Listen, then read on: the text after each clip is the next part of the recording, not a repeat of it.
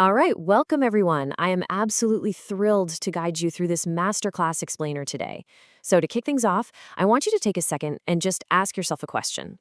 It's actually a question drawn directly from a student in the Serendipity Institute's Young Archivists program. Ready? Why am I not seeing myself represented when entering a museum? It's a pretty heavy question, right?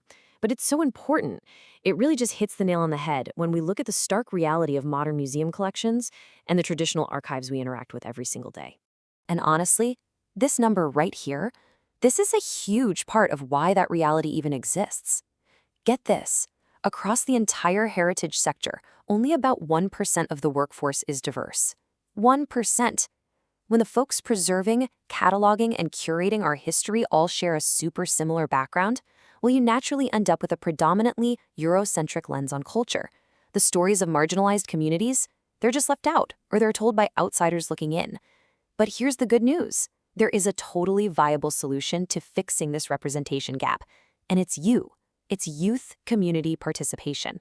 By empowering young people from within the community to actually become the archivists themselves, we literally change the lens entirely. Okay, let's dive into this. Today, we're exploring the Digital Custodian, preserving sacred community events. We're going to look at exactly how modern tech can be used to preserve vital, living community heritage, while fiercely, and I mean fiercely, protecting the cultural sanctity of those exact events. It's a delicate balance for sure, and it takes some specific training. So here's our roadmap for the explainer today. First up, making the invisible visible. Number 2, going from tourist to custodian. 3, the ethics of observation. 4, metadata and preservation. And finally, number 5, community sovereignty. This is basically your syllabus for going from casual content creator to an initiated guardian of cultural memory. Let's get right into it. Module 1, making the invisible visible. We'll look at how programs like the AMI Pathways Fellowship are expanding exactly who gets to care for our audiovisual heritage. I absolutely love this concept. Transform screen time into service time.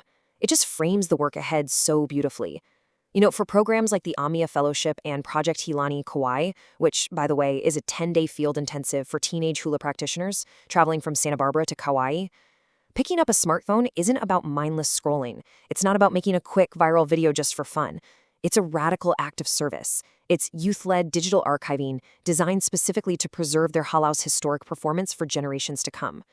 They're taking their everyday screen time and turning it into absolutely crucial cultural preservation. Moving right along to Module 2, Tourist to Custodian. This is where we need a major fundamental mindset shift before touching any gear. Let's contrast two totally different approaches to holding a camera. We all know the tourist, right? Capturing images for personal clout, maybe blocking foot traffic, just to get that perfect selfie. But a digital custodian? That is a whole different ballgame. As a custodian, you're operating professional-grade mobile cinema gear. Think heavy gimbals, specialized wind-resistant mics, and you're doing it specifically to preserve mololo or stories for the future. You're acting as a steward of a legacy. Actually, let's make that really clear. It is not about you. It's entirely about the heritage you're documenting. Now, what's really interesting about this slide is the core guiding value it presents: presence before lens. As a custodian, your cultural participation and just being fully present in the moment, that always takes precedence over documentation. If your tech is creating a wall between you and the experience, or if it's kind of pulling you away from the spirit of the event, you have to put the gear down. You are a participant first and a producer second. Period. All right, Module 3, the ethics of observation. This is where we pair high technical standards with our cultural kuleana. So to navigate your cultural kuleana, which means your responsibility and your privilege out in the field, you need a solid framework. In the Hawaiian tradition, students learn to distinguish between two incredibly vital concepts. You have kapu, meaning sacred or restricted, and noa, meaning public. This is the ethical framework that helps you decide on the fly which parts of a cultural pilgrimage are meant for the camera lens and which are strictly for the heart. During training, students even use scenario cards. They'll literally debate whether a moment, like say a public royal procession versus a private backstage disagreement, is a film it, a don't film it, or an ask first situation. And the ultimate non-negotiable rule of this entire framework? The camera down rule. If a kumu, an elder, or a practitioner starts a pule, a prayer, or signals a private moment, all recording stops immediately.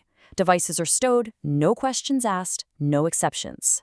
This rule honors the deep, profound sanctity of private prayer and spiritual connection over the public act of recording. Let's move to Module 4 and see how this builds. Metadata and preservation. Because once you've ethically captured this footage, you need the hard, practical skills of an archivist to ensure it survives.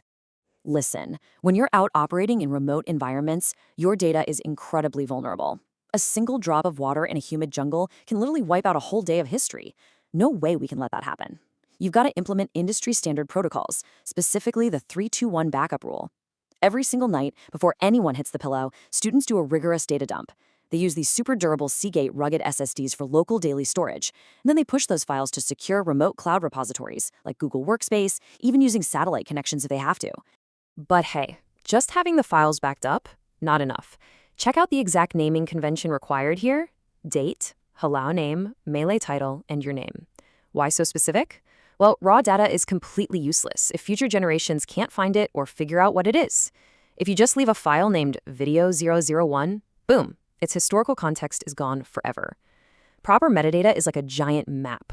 It ensures the archive is searchable, accessible, and accurately reflects both the performance and the person who captured it. So here's how all of this actually comes together over a 10-day field-intensive timeline. It kicks off with preparation, unpacking the mobile media lab, syncing up all the devices. Then we move into the capture phase, recording oral histories and those beautiful ambient environmental soundscapes.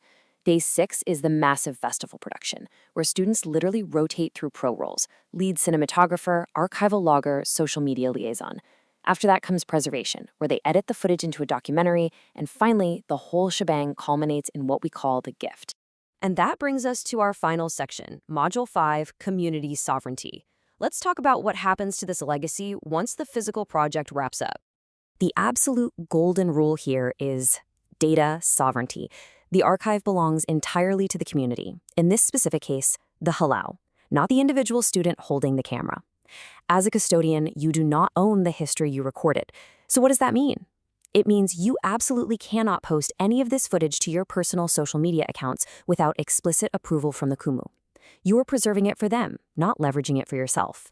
The entire intensive concludes with this incredibly beautiful ceremony centered around the digital key. This is where the students take the final, meticulously organized archive, the documentaries, the oral histories, all that metadata, and they transfer it onto a custom-engraved physical drive. Then they formally gift this drive back to their Kumu. It's such a profound act of giving back, totally completing the circle of Kuleana by handing the preserved history directly back to the community where it belongs. So, as we wrap up this explainer, I want to leave you with one final, really provocative question to chew on. When you pick up a camera, whose story are you choosing to preserve? The tech we carry around in our pockets today is mind-blowingly powerful. But at the end of the day, it's our ethics, our deep respect for the community, and our intentionality that truly makes us custodians of history. I really hope this masterclass has inspired you to step into your own role as a powerful cultural steward. Thanks so much for learning with me today.